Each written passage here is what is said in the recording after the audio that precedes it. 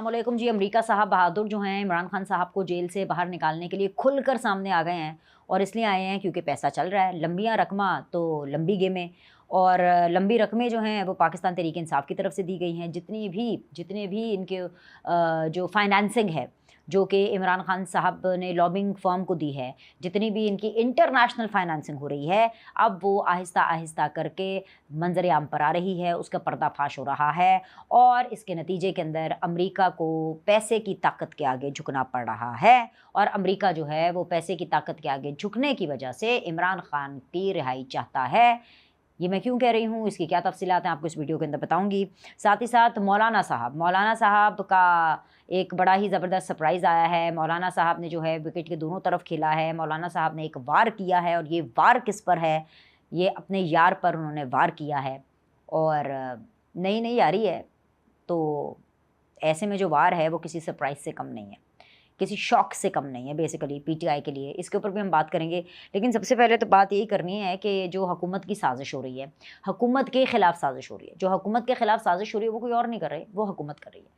मुझे बार बार जब से बजट आया है, और अब तो खैर बजट पास भी हो गया है और नए माली साल 2024-25 का जो बजट है वो नाफिजुल अमल भी हो गया है और हुकूमत ने इशराफिया को हर मरात और तनख्वाहदार और कारोबारी तबके पर जो टैक्सेस हैं उसकी भरमार कर दी है।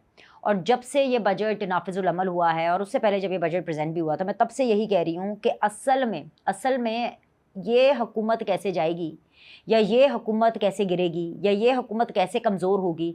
जो चीज़ हुकूमत के अगेंस्ट जाती है, जो साजिश है, वो हुकूमत ने खुद ही अपने ख़िलाफ़ कर ली है और वो साजिश ये बजट है। भाई ज़ाहिर बात है, एक नहीं दो नहीं 1700 विच इज़ 1700 अरब के टैक्सेस लगे हैं।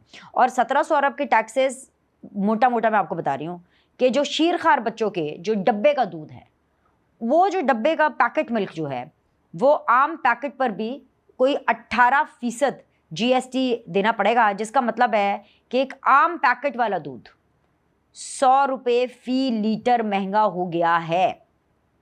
अब हर घर में बच्चे हैं, दूध पीते बच्चे हैं। भाई जाहिर बात है, बच्चों को तो दूध चाहिए, उनकी ग्रोइंग एजेस के अंदर तक उनको दूध चाहिए। जो खुला दूध है, खुला दूध इन द सेंस जो गाय भैंस का दूध है, उसकी क्वालिटी वो नहीं होती। प्योर खालिस हर कोई अफोर्ड नहीं कर सकता, इतना इजीली मिलता भी नहीं है, क्योंकि ये फूड क्राइसिस भी तो है ना पाकिस्तान के अंदर।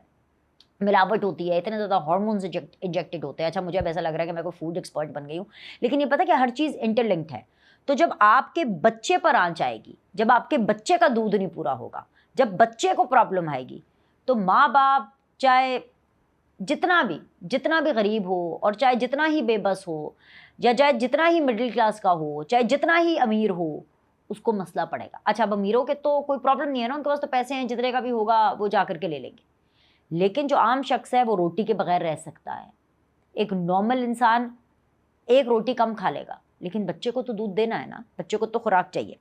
एनीवेज जी, 8,35,000 रुपये माहाना तनख्वाह लेने वाले को, अगर किसी की तनख्वाह 8,35,000 रुपये, और ये कॉर्पोरेट सेक्टर के अंदर प्राइवेट मुलाजमीन के अंदर इतनी लोगों को तनख्वाहें मिलती हैं, तो जो इतनी तनख्वाह ले रहा है 8,35,000 रुपये, उनको 55% यानी 50 भी नहीं, 55 more than half of the salary, आधी से ज़्यादा सैलरी जो प्राइवेट मुलाजिम है वो तो हुकूमत को दे रहा है।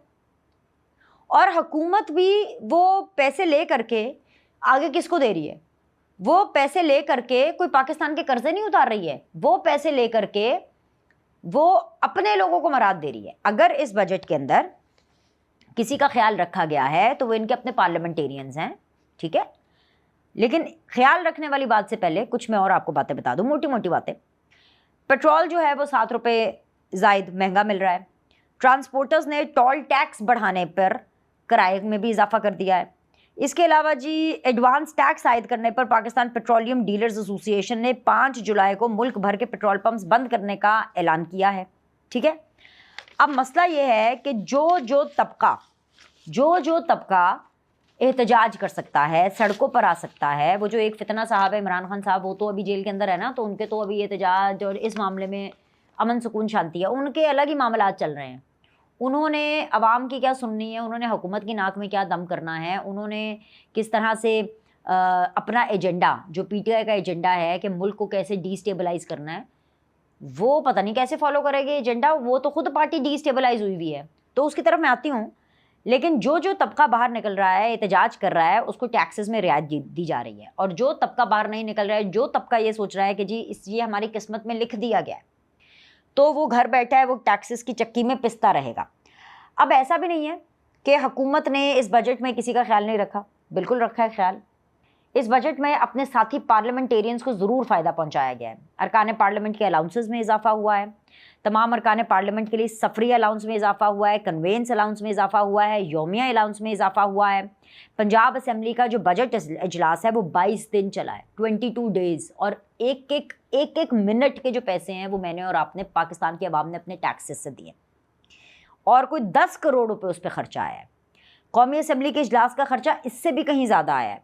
इस बजट से मुतालिक सबकी मुत्तफ़िक़ा राय ये है कि ये एक ज़ालिमाना और गैर मुनसिफ़ाना बजट है, जिसमें मखसूस तबकों को टारगेट किया गया है, और इस मुल्क की अशराफिया कहलाने वाली क्लास को इस बार भी टैक्सेस से छूट देकर इस बात का बाकायदा ऐलान किया गया है कि ये मुल्क 25 करोड़ आवाम का नहीं बल्कि मुट्ठी भर हुक्मरानों का है, और ये ऐसे ही चलता रहेगा। एक आम इंसान को क्या चाहिए ज़िंदा रहने के लिए?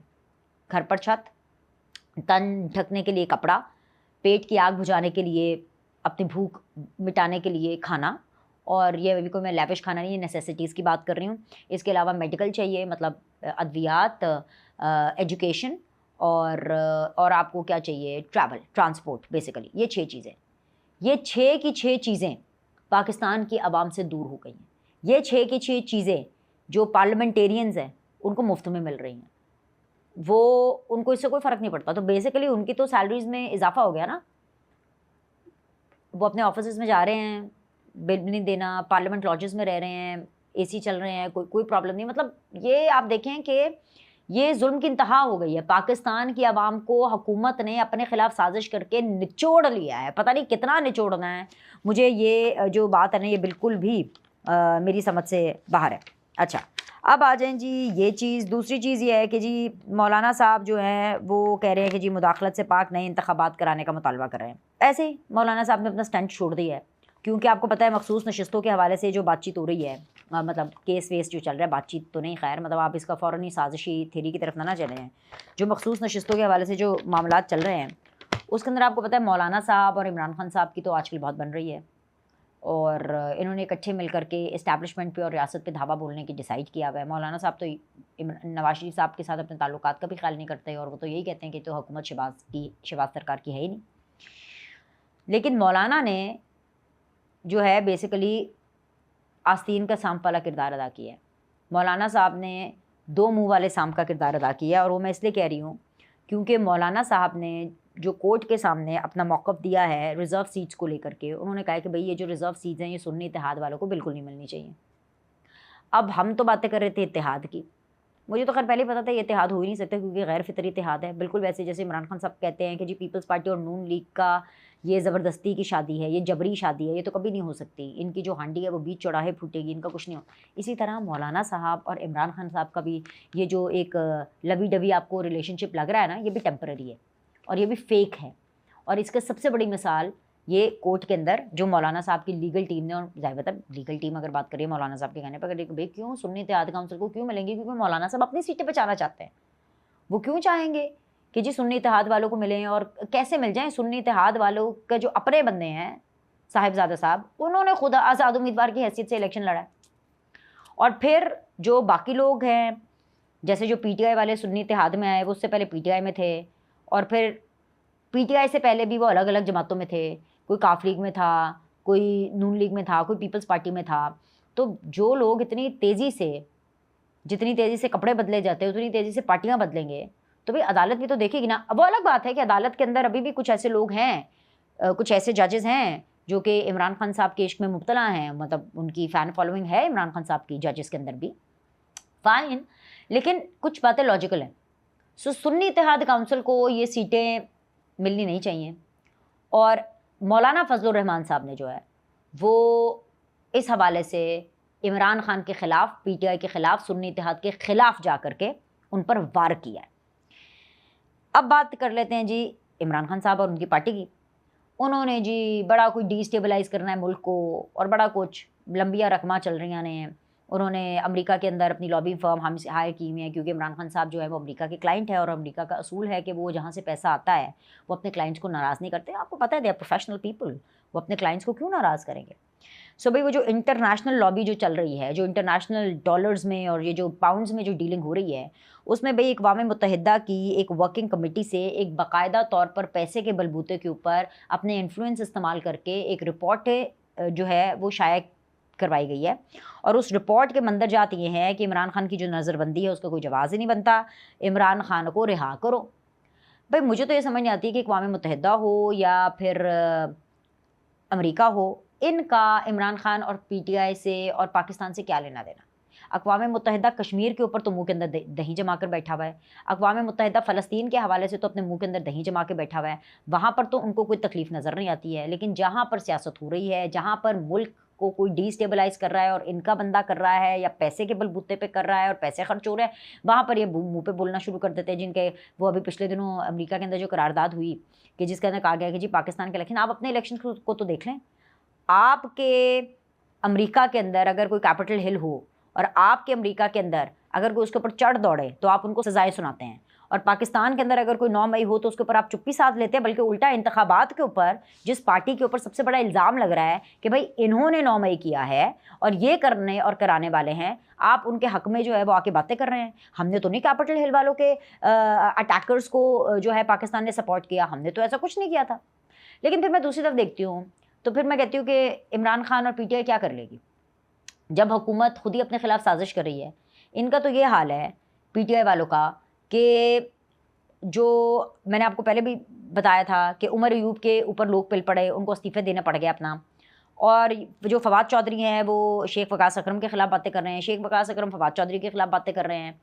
वो जो बातें हो रही हैं कि जी जितने भी पीटीआई के अभी असेंबली के अंदर लोग हैं जो सुन्नी इत्तेहाद में हैं, उनकी वजह से मामलात ख़राब हो रहे हैं। और जो लोग जेल के अंदर हैं वो इसलिए जेल में हैं क्योंकि जो जेल से बाहर लोग हैं सुन्नी इत्तेहाद वाले, वो जो है एंटी इमरान खान जो बयानियाँ हैं उसके ऊपर काम कर रहे हैं अंदर अंदर से छुप छुप के। सो ये तो आपस में इतने टूटे फटे हुए हैं कि किसी को शंदाना गुलजार से प्रॉब्लम हो रही है, शहरियार आफरीदी से किसी को प्रॉब्लम हो रही है, शहरियार आफरीदी को किसी और से प्रॉब्लम हो रही है, अली मोहम्मद ख़ान को जो है वो मरवत साहब से प्रॉब्लम हो रही है। आपस में इनकी इतनी खिचड़ी मची हुई है, आपस में इनका कोई डिसीजन ही नहीं हो पा रहा है कि इन्होंने इकट्ठे रह करके क्या करना है। क्योंकि हर कोई इंक्लूडिंग इमरान खान, क्योंकि लीडर ऐसा है ना इनका लीडर ऐसा है। इमरान खान को भी पाकिस्तान की थोड़ी पड़ी है, उसको सिर्फ ये पड़ी है कि मुझे जेल से बाहर निकालो और मुझे वज़ीर आज़म बनाओ, बुशरा बीबी को जेल से बाहर निकालो और जनरल आसिम मुनीर साहब को जो है वो घर भेजो। जनरल आसिम मुनीर मुझे आर्मी चीफ नहीं चाहिए, शहबाज शरीफ जो है वो मुझे मुल्क का वज़ीर आज़म नहीं चाहिए। बस हर चीज़ इमरान खान को चाहिए और इमरान खान के हिसाब से होनी चाहिए। उनको इससे कोई लेना देना नहीं है कि पाकिस्तान के अंदर क्या हो रहा है। तो भाई जैसे आपके लीडर की सोच होगी वैसे ही आगे आपके फॉलोअर्स होंगे और वैसे ही आगे आपके कारकुनान होंगे। अली जैदी का अलग रफड़ चल रहा है, इसके अलावा शिबली फराज का अलग रफड़ चल रहा है, फवाद चौधरी का अलग रफड़। मतलब इतनी लड़ाइयाँ भाई पीटीआई में आपस में बंद किसकी रही है। मतलब बिल्कुल वैसे जैसे इमरान खान की आज मरवत साहब से बनती है और कल बिगड़ जाती है, फिर उनकी उमर अयूब साहब से बनती है और फिर वहाँ से बिगड़ जाती है, फिर गौहर खान से बनती है फिर उनसे बिगड़ जाती है। सो जे हो जी कोको ओहो जे बच्चे। तो ये तमाम तर सूरत हाल चल रही है। अल्लाह ताला हम सब का हामी और नासिर, अल्लाह ताला हम सब पर रहम फरमाए। तो बस हम सिर्फ दुआ ही कर सकते हैं कि जी पाकिस्तान के लिए भी बेहतरी हो और पाकिस्तान के अवाम के लिए भी बेहतरी हो। अभी के लिए इतना ही, और लाइक कीजिएगा, सब्सक्राइब कीजिएगा। आपसे अगली वीडियो के अंदर मुलाकात करते हैं।